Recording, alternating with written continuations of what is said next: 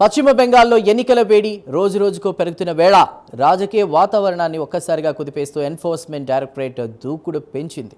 ఓటింగ్కు కేవలం కొన్ని రోజులు మాత్రమే మిగిలి ఉన్న సమయంలో కోల్కతా నగరాన్ని కేంద్రంగా చేసుకుని వరుస సోదాలు చేపట్టడం ఇప్పుడు రాష్ట్ర రాజకీయాల్లో హాట్ టాపిక్గా మారింది. ముఖ్యంగా రియల్ ఎస్టేట్ రంగానికి చెందిన ప్రముఖ సంస్థలపై అలాగే అధికార పార్టీ నేతలపై ఒకేసారి దాడులు జరగడం ఇది సాధారణ దర్యాప్తు కంటే కూడా ఎక్కువగా రాజకీయ ప్రకంపనలు సృష్టిస్తోంది. ఒకవైపు రియల్ ఎస్టేట్ స్కామ్ ఆరోపణలు, మరోవైపు అధికార పార్టీ నేతల ఇళ్లపై దాడులు, ఈ రెండూ కలిసి ఎన్నికల సమీకరణాలను మార్చే స్థాయిలో ప్రభావం చూపుతున్నాయనే అభిప్రాయం వ్యక్తమవుతోంది. ఈడీ రంగంలోకి దిగడంతో ఇది కేవలం దర్యాప్తుకి సంబంధించిందిగా కాకుండా ఎన్నికల ముందు రాజకీయ వ్యూహంలా కనిపిస్తోంది.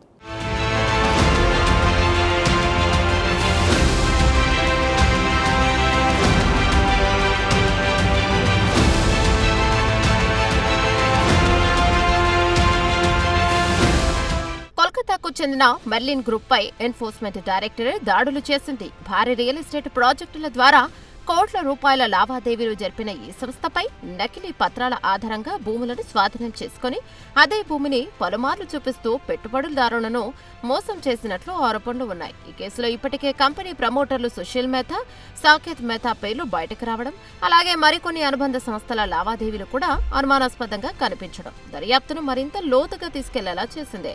మెర్లిన్ గ్రూప్ పేరుతో ఉన్న ఈ ప్రాజెక్టులు నిజంగా చట్టబద్ధమా లేక భారీ స్కామ్లా అన్నది ఇప్పుడు విచారణలో కీలకంగా మారింది.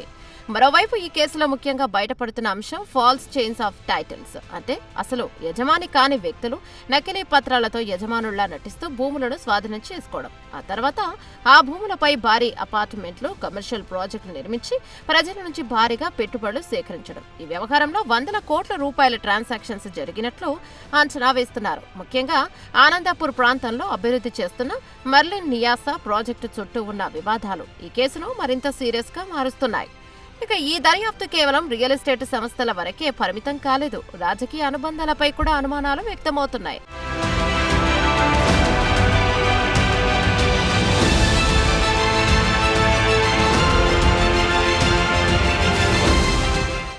అధికార పార్టీ అయిన టీఎంసీకి చెందిన నేతల పేరు బయటకు రావడంతో హాట్ టాపిక్ గా మారింది. రాజ్ బెహరీ నియోజకవర్గం అభ్యర్థి దేవాశిష్ కుమార్ నివాసం, కార్యాలయాలపై ఆదాయ పన్ను శాఖ సోదాలు జరపడం ఇది ఎన్నికల సమయంలో పెద్ద చర్చకు దారితీసింది. ప్రస్తుత రాజ్ బెహరీ టీఎంసీ అభ్యర్థి, Kolkata municipal corporation mayor in council సభ్యుడు దేవాశిష్ కుమార్ మెర్లిన్ గ్రూప్ చేపట్టిన వివాదాస్పద ప్రాజెక్టులకు అనుమతులు మంజూరు చేయడంలో కీలక పాత్ర పోషించినట్లు సమాచారం. ఆయనపై ఇదే కేసులో ముందు నుంచే నోటీసులు వెళ్లినప్పటికీ స్పందించలేదని అధికారులు చెబుతున్నారు.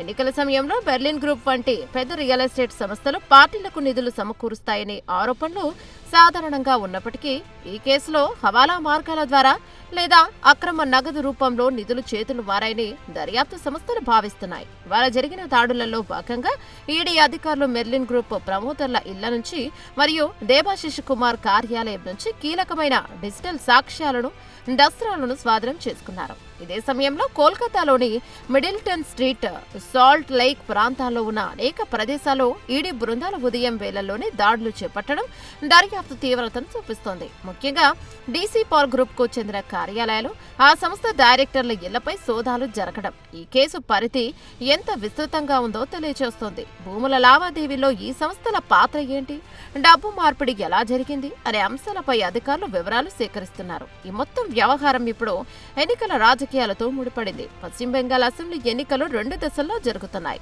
మొదటి దశ పోలింగ్ ఏప్రిల్ 23న, రెండో దశ ఏప్రిల్ 29న జరగనుంది. ఇలాంటి కీలక సమయంలో కేంద్ర దర్యాప్తు సంస్థలు వరుసగా రైడ్స్ నిర్వహించడం అధికార పార్టీ దీనిని రాజకీయ కుట్రగా అభివర్ణిస్తోంది. కేంద్ర ప్రభుత్వం తమపై ఒత్తిడి తీసుకురావడానికి, ఓటర్లపై ప్రభావం చూపడానికి ఈ చర్యలను చేపడుతోందని ఆరోపిస్తోంది.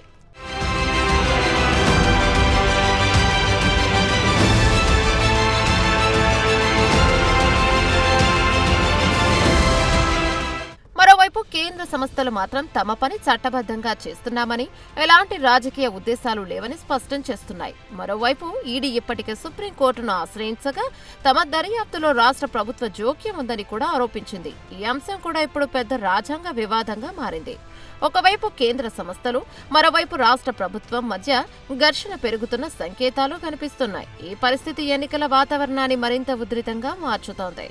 ఇక మరో కోణంలో చూస్తే ఈ కేసు సాధారణ భూమి వివాదం కంటే చాలా పెద్దదిగా కనిపిస్తోంది. పెట్టుబడిదారుల నుంచి డబ్బులు సేకరించడం, వాటిని ఇతర మార్గాల్లో మళ్లించడం, విదేశాలకు తరలించే అవకాశం ఉందా అన్నదానిపై కూడా అధికారులు దృష్టి సారించారు. ఇప్పటికే కొన్ని సోదాల్లో నగదు, డిజిటల్ పరికరాలు స్వాధీనం చేసుకున్నట్లు సమాచారం. ఇవి ఈ కేసులో కీలక సాక్ష్యాలుగా మారే అవకాశం ఉంది. మొత్తానికి పశ్చిమ బెంగాల్ ఎన్నికల ముందు జరుగుతున్న ఈడీ రైట్స్ కేవలం ఒక దర్యాప్తు చర్యగా మాత్రమే కాకుండా రాజకీయంగా కూడా పెద్ద ప్రభావం చూపే అంశంగా మారాయి. ఓటర్ల మనసులపై ఇది ఎలా ప్రభావం చూపుతుంది, ఎన్నికల ఫలితాల్లో ఏ మార్పులను తీసుకువస్తుంది అన్నది ఆసక్తికరంగా మారింది. ఒకవైపు అవినీతి ఆరోపణలు, మరోవైపు రాజకీయ ప్రతీకారం అనే వాదనలు, ఈ రెండింటి మధ్య నిజం ఏమిటి అన్నది తేలాల్సి ఉంది.